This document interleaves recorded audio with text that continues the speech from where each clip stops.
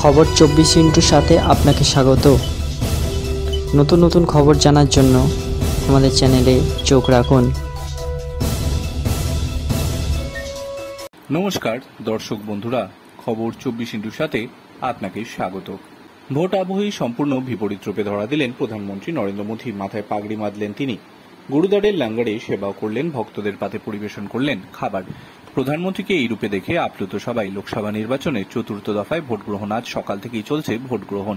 তারই মাঝে প্রচারে ব্যস্ত প্রধানমন্ত্রী নরেন্দ্র মোদী। ভোট প্রচারে তিনি গিয়েছেন বিহারে। এই দিন সকালে প্রচার শুরু করার আগে পাটনার গুরুদ্বার পাটনা সাহিবে দর্শন করতে যান প্রধানমন্ত্রী নরেন্দ্র মোদী। গুরুদ্বারে পাটনা সাহিবে প্রবেশ করেই প্রণাম করতে যান প্রধানমন্ত্রী। ঢোকার মুখে এক শিশুর সঙ্গে মজা করে হাতও মেলান তিনি। সাদা কুর্তা, ওপরে ধূসর জহরকোট এবং মাথায় কমলা পাগড়ি পরিহিত অবস্থায় দেখা যায় প্রধানমন্ত্রীকে।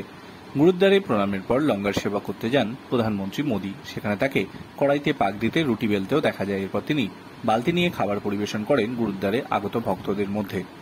ব্যুরো রিপোর্ট, খবর 24/7।